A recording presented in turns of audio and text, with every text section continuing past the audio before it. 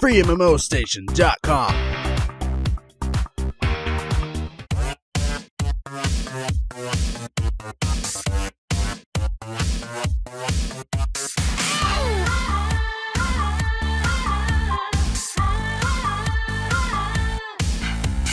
Once again, we decided to pick our favorite free-to-play online shooters and give you our opinion on what's hot and what's not.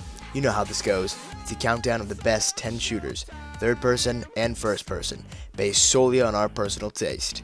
So let's begin with our top 10 free-to-play PC online shooters. Number 10.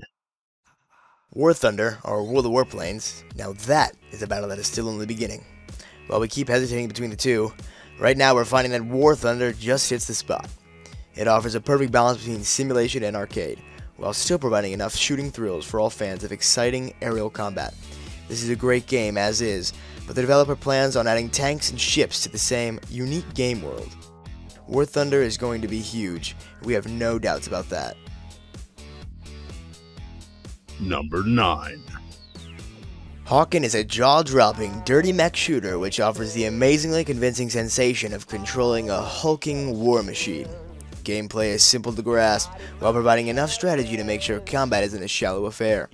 Verticality plays an important role in this game, and you'll quickly learn that you can't just run and gun like in other first-person shooter games. With its stunning visuals and satisfying arcade combat, Hawken is a winner. Number 8. Tribe's Ascent was an amazing surprise, a great shooter that was faithful to the legacy and incredibly fun to play. There is nothing like shooting your enemies at breakneck speeds. However, the game seems to be losing its support as well as players, since Hi-Rez is admittedly focusing on a MOBA game called Smite and Global Agenda 2. This leaves Tribe's Ascent without any major updates for quite a few months, something that may end up killing the game, or what's left of it. It's sad to see a game of this quality wither away, but that's free to play for you. Number 7. Crytek seems to believe Warface will be one of the best free-to-play shooters ever, and we're bound to agree. There's certainly potential for that. The studio is still using the lessons learned from the Chinese and Russian versions to make the Western version a definite one. For now, Warface is fast-paced, kind of arcadey, more Counter-Strike than Call of Duty, and a fun game with AAA visuals. But we're yet to see how it fares in terms of content, and how the microtransactions will turn out.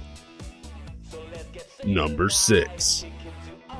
Warframe is a very fun game, and one of the most stylish shooters out there.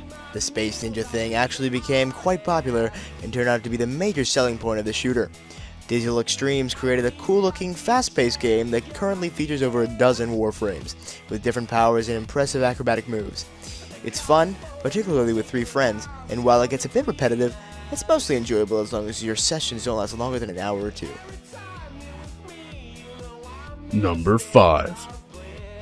Ghost Recon Online is a different kind of shooter, the kind that doesn't seem to have many direct competitors, and it's definitely worth a shot if you like some in-depth headshots. This is a tactical shooter, a game relying on teamwork that provides you with a lot of fun, as long as you're willing to take on the steep learning curve. Number 4. Firefall seems like it's been in development for ages. It was announced in 2010, and is a make-it-or-break-it title for Red 5 Studios. This is a free-to-play, cel-shaded shooter where you can choose from third-person or first-person view. It has all the elements to WoW players, from the exciting and fast-paced team-based gameplay to the MMO elements. The vast open world is a beautiful playground, and the use of jetpacks adds an important layer to the gameplay. However, the decision to remove and redesign all PvP during an uncertain period is a sign that the game still needs a lot of work to become truly special. Number 3. Blacklight Retribution is a kind of hit that no one was expecting. It stands up proudly among most FPS games, even retail ones, offering great graphics, a couple of really clever touches, and in-depth weapon customization to keep you fiddling for quite some time. There's also the hyper-reality visor that allows you to look through walls, but it's implemented in a way that doesn't break the balance of matches. Blacklight Retribution is clearly standing the test of time. Number 2. It's impressive how Team Fortress 2 is still going strong after 6 years, but it's a testament to Valve's quality and ability to maintain player interest. No, it's not just the hats, it's the amazing cartoon visuals and the distinctive characters. but most of all, the fun and perfectly balanced gameplay. If Valve keeps up the fantastic rate of updates, then this game will be one of the best shooters for many years to come. With or without hats. And number 1. Planetside 2 is a colossus, a shooter that is growing so big that the cracks are becoming more and more apparent. It's an incredibly difficult task to balance every class, vehicle, and weapon in game, where pretty much you do your own thing and just create complete chaos on huge battlefields, or continents as they're called. The game represents the true meaning of MMO FPS, with impressive large-scale battles and a highly addictive gameplay. It's not exactly easy to learn, and is far from flawless as far as optimization goes, but if you're the patient type and have a powerful computer, once you begin to master the mechanics, you have a solid, fun, massive shooter that could easily suck you in for months. So there you go, 10 great games for you to try if you haven't done so already. You know what to do now. Leave your opinion in the comments and mention other games we left out, but tell us why they should be included and what makes them special. Don't just go, "Hey, Thousand Friend Goes to be in there, yeah, assholes." And until the next one. Firefall seems like it's been in development for ages. It was announced in 2010, and it's been a make it or break it title for Red 5 Studios. This is a free-to-play, cel-shaded shooter,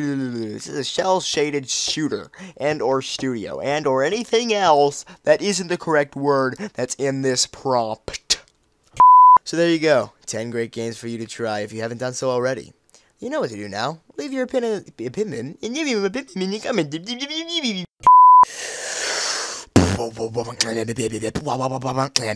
Warframe. Man, fuck this stupid shit.